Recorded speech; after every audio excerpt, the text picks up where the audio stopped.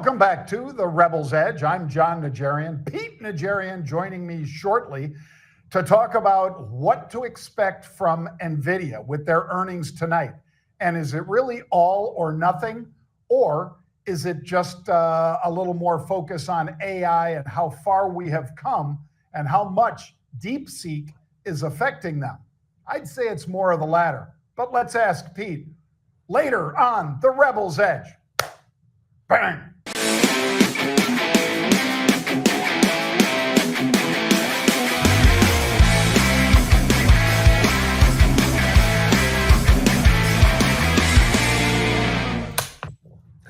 Bang!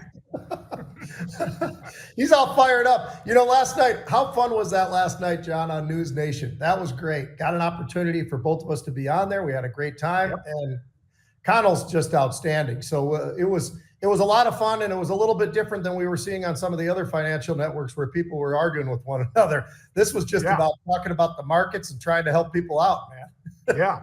Well, he is one of the best, Pete. I mean, you and I are lucky enough that, you know, you regularly do Maria Bartiromo, and she may be one of the absolute GOATs, the best, greatest of all time. But we've also done a lot with Liz Clayman, with Larry Kudlow. You were even on his radio show this weekend, as well as on TV with him. Of course, Charles Payne. But yeah, Connell is next level as well. I mean, that guy on News Nation, he just really crushes. And this is not us sucking up to him, folks. If you get a chance and you watch News Nation, you tell me if you don't think he's very measured and he just reports. And he has a good time at times, and he had a good time with us last night. But it was really all about just getting the news out there. And right as President Trump was talking about the new gold card. That's outstanding. Selling those for $5 million and so forth. He was getting a little bit of a chuckle out of it and asking us about it. And I think we shared some ideas with him. But yeah, he is just a good guy, Pete. And I'll measure that sort of like I do with Joe Rogan, in that on a 3-hour show, Joe probably talks for 25 minutes, Pete. The rest of it is his guest. He allows them to talk. He asks a question and he lets them talk. That's why he brought him on. A lot of these hosts, not the ones I've named, but a lot of the others, that's not their game. Their game is to try to pretend they're a trader or they know the markets better than we do. And most of them don't. But by the way, if you want to know more about the markets, get our free book. It's not an option. All right, Pete, let's dive into Macro Minute. Macro Minute, I thought this was a big deal. It finally passed the House yesterday, but it is not going up to the president to be signed into law. We understand how this works, but nonetheless, they had enough votes to get it off the floor. And this was no tax on tips, no tax on overtime, which is what President Trump promised. And by the way, Pete, I did a quick grok, in other words, the AI over at X, and I found that if we did away with taxes on tips and overtime, that would put about $150 billion into regular people's pockets to spend at places like Walmart, Darden restaurants, Starbucks, you name it, as well as some of those, folks that work at salaried places where they get overtime when they go over their 40 hours and so forth. I think it'd be a great thing. And with Doge cutting all this money that they're finding waste and fraud for, Pete, I really would applaud it. And the reality is the president is just following through with a lot of the things that he talked about as he was going through up to the election, right? I mean, so this isn't like a lot of these things are just coming out of thin air. I mean, a lot of these things are something that he ran on that he was going to do, and he's trying to do it as best he can. So I agree with you on the tax side of it, Jon. I would say this. Earnings has basically been saving us since we started the earnings season here in January with the financials and so forth, because there's been a lot of reasons to sell off the markets, and yet we haven't sold off as much because of the fact that I think we've had earnings stabilizing things along the way. And that we're just about through the, let's be honest, the bulk of all the earnings. So what's left? Well, we got Salesforce and we got Nvidia tonight. I think that's going to be very interesting. I think that because of what it is and where we are in the time clock of earnings season, I would say that that's a pretty solid spot to be as well. I mean, I'm looking at those two. If either of them, don't have a very good one, I was going to say something else, but if they don't get through on those earnings, that could be a big problem. I don't see that, but that could be a pretty big problem for the markets because the earnings are what's been pushing this market and pulling this market. And we all know just a few days ago, S&P was at all-time highs. So it's part of what's been buoying the markets, in my opinion. Absolutely. Well, as far as fantastic futures, Pete, and this is fantastic because as much as I love Landman and I love the folks that are brave enough to go out there and get us energy in crazy places like Odessa and Midland, Texas, and up in North and South Dakota. I am nonetheless pleased that we have dropped by about 5% from 73.30 or thereabout, Pete, for WTI, down now to 69 and change. So that's going to start helping Americans feel less pressure at the pump and have a little more cha-ching in their pocket. Right. As we talk about food and energy, and that's part of what you're talking about there. I'm going to say this, John. I agree with you. I look at crude, the fact that it's been easing back and now it's under 70. How about coffee? That's another one that you and I have talked a lot about. Those coffee prices, it's down from 420 down to 375. And then you look at cocoa, another one that does a variety of different things in medicine, as well as obviously the candies and the chocolates and all that kind of thing. But 12,500 was the high. Now it's 9,200. So we are seeing some of this start to ease back a little bit. And crude, certainly one of the ones that stands out the most, but I think there are other parts of the market as well that we are seeing this pullback. And I think that's probably a very good thing when we talk about inflation on pretty much a daily basis. Absolutely. And by the way, if you want to know what Pete and I are talking about, as well as the Rebel short squeeze with Jeff Garbaz or the Rebel pit with Ryan Mastro and so forth, folks, by all means, join us tonight for a special webinar. So if you're somebody who was freaking out because the markets were sort of in, an uncertain place, let me say it that way, Pete, because it's not necessarily fear, but sometimes people freak out when the markets go down. Well, we're going to help you out. We have a free webinar tonight. Mm-hmm. And if you click on the QR code that you see on your screen, you'll be able to join us completely for free. It's an hour later than usual. Usually we do them right at the close. Some of you have asked if we could give you a little more time. So instead of being at 4 o'clock Eastern, this will be at 5 o'clock Eastern time tonight. But it'll be Mark Lepresti, Pete Najarian, Jon Najarian, Steve Kalasian. We're going to have a great educator by the name of Bill Johnson from our team to help you understand that this is a normal thing. This isn't like an out of the box, oh my God moment. It's instead something you can take advantage of. Mm-hmm. As long as you're prudent risk manager, you can use this to your advantage rather than being freaked out by it. But we're happy to hold your hand and get you focused on what we focus on when the market does what it did over the past couple days. So click the QR code or go to marketrebellion.com/register. And even if you can't attend at 5 p.m. Eastern, we will send you a copy of it for free. Nice. So with that said, Pete, let's dive into Zoom information technology. I love this because number one, the stock was up 21%. I love that.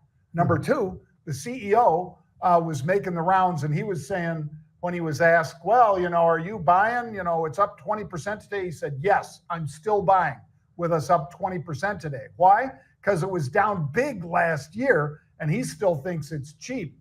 This, I think, is the sort of thing you like to see, just like, Pete, when you talk about it with Jamie Dimon, when he says, yep, I'm buying $6 million worth of stock or whatever. Mm-hmm. Love to hear that.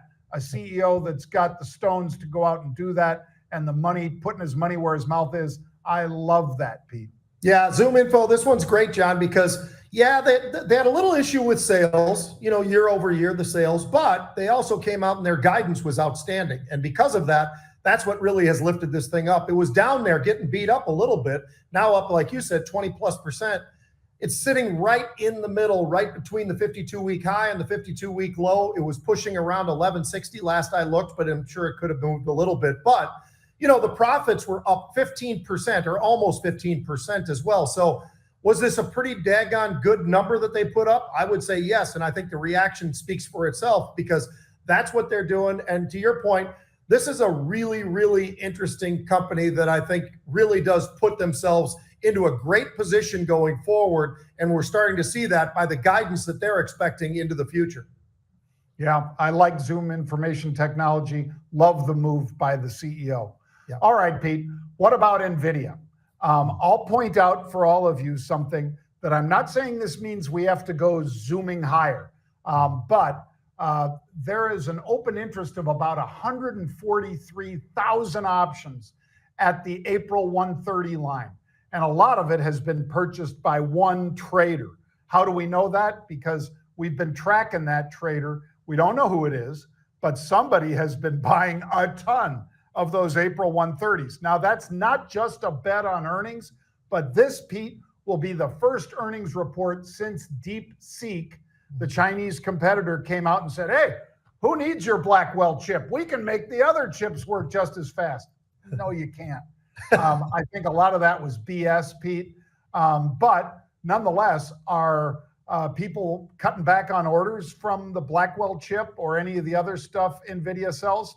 I don't think so. How about you, Pete? No, I don't think so either. And I think you're exactly right. I think NVIDIA is going to be able to come out there and give the actual numbers. And let's be honest, how often can we really trust what the Chinese say something is capable of doing? I mean, they've done things in the past, and I think they're doing something once again. And DeepSeek certainly had the markets, sort of put into a very, very tough, position for a little while. But I think calmer heads started to realize that maybe, just maybe, this isn't quite as good as they are proponing this thing as they put it out there. I don't see that at all, John. As a matter of fact, I think DeepSeek is a very interesting thing. And obviously they can do some things that are probably very impressive, but are they really able to do things that are competitive with what NVIDIA's got and what those chips are capable of doing? My answer would be probably no. And I think this earnings is going to be able to open up for us a lot about where are we right now in this competition with DeepSeek. And I think that's something that I think the CEO is going to have to really make sure that we get that very, very clearly. So I'm sure that message tonight's going to be put out there for us. And I think we're going to be waiting to see exactly, is it as big of a competitor as people have built it out to be? And the answer from my side already is absolutely not. Yeah, I mean, I don't know a lot of U.S. companies, Pete, that are going to test a Chinese chip against a chip here, just because of the security issues. But we'll know in about 4 hours, Pete, I guess.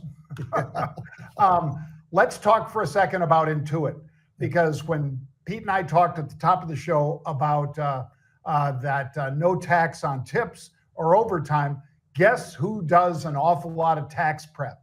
Intuit, INTU. And these guys were up 8% in the pre-market, Pete. They're TurboTax.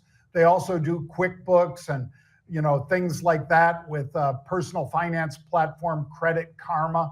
I mean, this is some play that if you think that no taxes on tips, which by the way, went down party lines, 100% of Republicans voted for it, 100% of Democrats voted against it.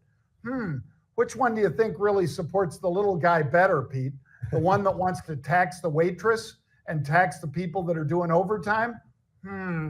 But anyway, I'll stop. I'll get off my soapbox. I think Intuit could be one of the big winners, Pete, if indeed this thing passes. Yeah, and Morgan Stanley must think so as well, John. I mean, they came out and they actually put a price target on it of $7.30. Last I looked, the stock was trading about $6.30 or close to that level, probably a little bit below there. But they also raised the dividend by 16%.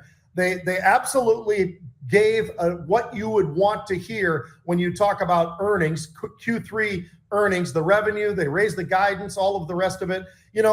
They've enhanced what they're doing on these returns for people on the AI part of it. Another one where we're using AI, but it's very functional in this particular capacity. So I like what we're seeing out of Intuit. I think it makes a lot of sense. And I think Morgan Stanley's right to put out that price target and lift it up there to the 730 level. This is a stock that I think could get up there and reach that.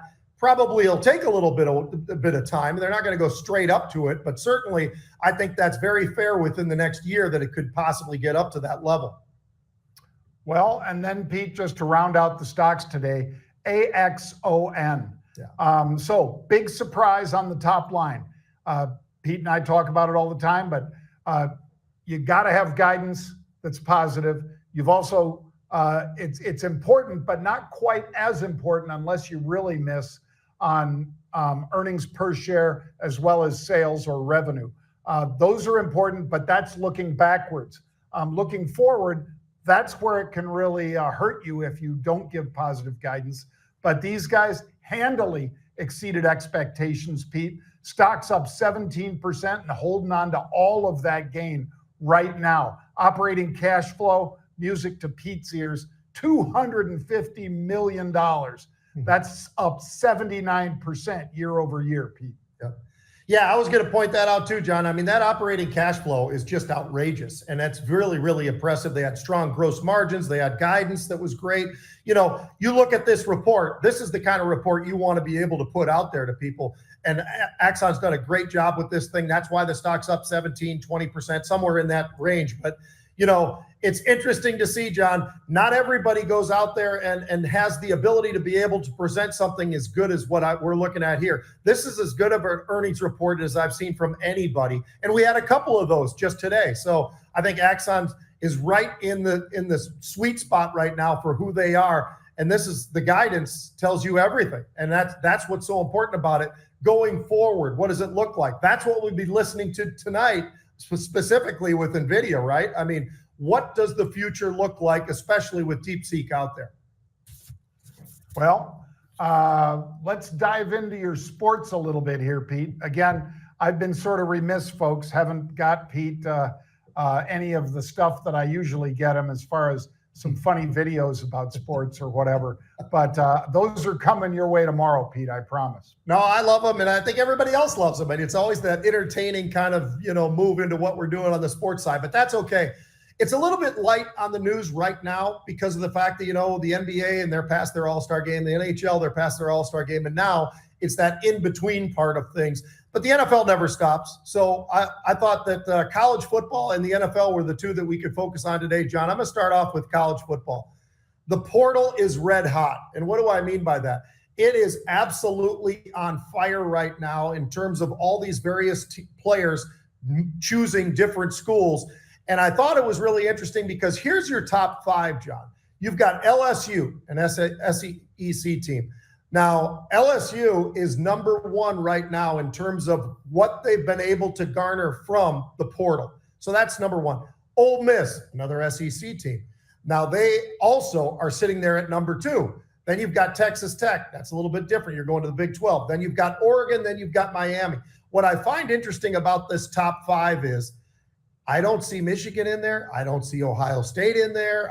Some of the usual suspects, Texas, no.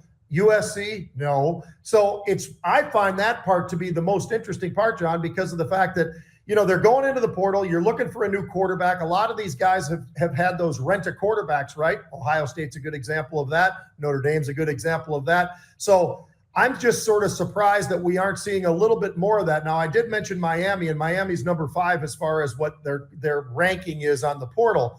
But they did pick up Beck from Georgia. So that was a big one for them, and that certainly influenced where they stand right now. But I'm just a little bit surprised, John, that the big boys aren't out there making the moves in the portal right now the way we're seeing some of these.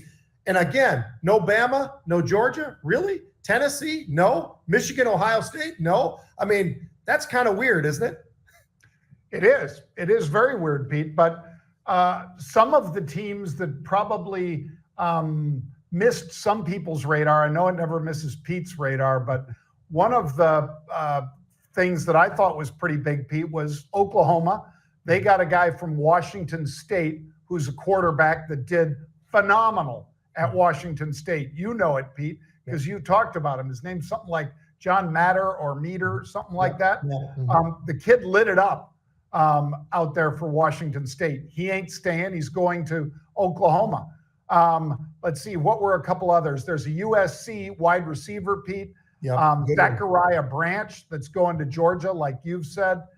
Eric Singleton, another wide receiver, a Georgia Tech kid, and they like big wide receivers at Georgia Tech. He's transferring over to Auburn University, Pete. So there's a lot of movement right now. A big D-back going from Purdue to Oregon and things like that. So Oregon, I just talked about Oklahoma, Georgia, Auburn, Oregon. I think these are all big schools, but not the ones that you usually hear when you hear of Texas and Ohio State and Michigan as far as really using the portal. But now virtually everybody is, Pete. And sooner or later, South Carolina or whatever, Clemson's going to have to too. Yeah, I love Dabo for what he's been doing, though, John. I love that he doesn't necessarily buy into this whole thing, and he wants to coach guys for 4 years, not have guys just for a year and rent them and another guy for a year. You know what? So far, it's worked for him. Clemson, everybody was saying last year that he's in trouble because he's not doing that, and they still ended up playing pretty daggone well down at Clemson. So it's interesting. It's a totally different view than most of the rest of the schools. How about this? As opposed to what we were just talking about, but very similarly, we were talking about that with college football and where guys are going, right? Well, we call that the portal. Well, at the NFL level, they call that free agency. So I just wanted to throw this past you again as far as there's a little bit of a shift with some of the quarterbacks now, John. It's kind of interesting where people are kind of going with this right now. So I thought I'd ask you a couple of them. So Stafford. I think Stafford, the money's going to be there. We know that because we talked about the fact that the salary cap has moved up in a big way, $53 million over 2 years, $22 million over this year. And is Stafford going to be able now to stay and get the money that he wants and he feels he deserves? And I think the head coach thinks he deserves it too. He wants it back with the Rams. So he's either going to the Rams or he's going to the Giants, in my opinion. And I said that before because I think Stafford, with the brother-in-law being the quarterback coach out there, I think that's just sort of a layup if he doesn't stay with the Rams and he decides to go to the Giants, who could turn it around fairly quickly. That would be an interesting one. Cousins, I think, goes to Tennessee. That's my opinion. I don't know that he will for sure, but I think that fits. I think that they won't have to pay him very much either because Atlanta's strapped with that. So that makes that kind of interesting. Aaron Rodgers to Pittsburgh and Sam Darnold. Now, here's where it gets interesting. I think he goes to Vegas, and Pete Carroll is so excited about all the things going on in Vegas right now, the coaches they've been able to get, the general manager and some of the things that he's been doing. And Pete Carroll, I just saw a video earlier today talking about all the good things that are happening right now with the Raiders. Now, of course, every coach would say that, but Pete Carroll's been around the block. I think Pete's actually very serious about what he sees with the Raiders, John, but he might not be able to get Sam Darnold if you start to see Stafford maybe go, all right, maybe I go sneak around and go to the Giants. Well, you know who goes to the Rams? I think it would be Sam. So a lot of different landing spots for these quarterbacks. So the portal is in college. Well, you got free agency and the quarterback free agency. And he is probably the number one free agent, at least as of right now, still, Sam Darnold, John. I don't know where he ends up, but I think it's either Vegas or the Rams. Well, I'll tell you one of the things when you told me you wanted to hit this, Pete, I pulled up, which teams have the most people up in free agency? And freaking Arizona Cardinals, I think, have the most. 20 of their players are free agents this year. Now, you probably would recognize these guys, Pete. I don't recognize hardly a one of them. Which means, that they've signed a lot of their stars, but they're going to lose a lot of people. Now, just because you're a free agent doesn't mean somebody else will sign you. But that's a big number. Most of the teams, it's somewhere between 8 and 12 to have some team with 20. But listen to a couple of these with Buffalo, Pete. Amari Cooper, wide receiver, of course. I think that's a big potential acquire by somebody that would fit exactly what you say when you talk about, hey, you don't need to draft or pay a guy a ton of money that's a great wide receiver, because there's so many available. Well, Amari Cooper is one of those, Pete. Carolina Panthers have close to 20. Chicago Bears, I think we might be at a record. We might have 22 free agents, Pete. It's just crazy. Let's see, the Cleveland Browns, most of these are in the 15 to 16 range. If you get way down there into like the Tennessee Titans and Washington Commanders, it's amazing how many people like Ertz, for instance, the tight end that came from Philadelphia to the Commanders. There are some real players available, but they don't have a lot of gas left in the tank, Pete. I mean, I know these guys are younger than you and me, but nonetheless, when you get into your early 30s, it's kind of hard for those guys to still have the same impact unless they're at a somewhat protected position like a kicker or a quarterback. If you're somebody who's getting hit a lot like Ertz, I don't know that you play a lot into your mid-30s, Pete. No. And last thing I'll throw out there to you, by the way, because you just brought that up and it makes a lot of sense to tag this onto that. You know, the Minnesota Vikings went from one of the youngest teams to one of the oldest teams in the NFL just in about a 2-year span. And here's another problem for the Vikings. Not only are they one of the, if not the oldest, one of the closest to being the oldest team. Not only that, John, but they are sitting out there right now and they have one pick in the first round, like most people probably do, most teams. They don't have another pick till the 5th round. So they're not going to get any younger either. And so that, I think, is a part of the problem that they've got as well. And they've wrapped up so much money in probably 3 to 4 players that the Vikings don't really have much else out there.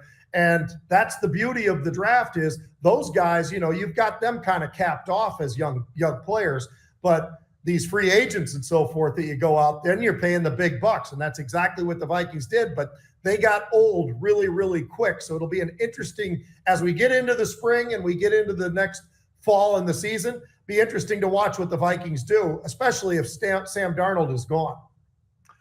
Well, you know, that's why, Pete, you and I see like the Rams. The Rams won the Super Bowl just a couple of years ago when they traded Stafford for Goff. And Goff almost got his team twice now to that Super Bowl. Hasn't made it over the hump yet, but great quarterback. Love the way he plays. But when teams build just for basically, you know, you're building for one Super Bowl because you've exhausted all of the money and you're up against salary cap on everything. That's why the Rams have been good, but they haven't been able to break through lately, Pete, because basically they were built to win it all, but win it all once. Very few teams are able to do what, again, to give a tip of the hat to Andy Reid and Mahomes and that group, to win it, you know, 3 times out of 5 times that they've been there. That's pretty freaking impressive because not a lot of teams can repeat, period, in any given decade. And for those guys to have 3 wins in there is damned impressive. So I'll just kind of leave it at that. Well, make sure, folks, that you know, again, we're going to have that special webinar. So if you're somebody freaked out, it's tonight, 5 p.m. Eastern time. It's free.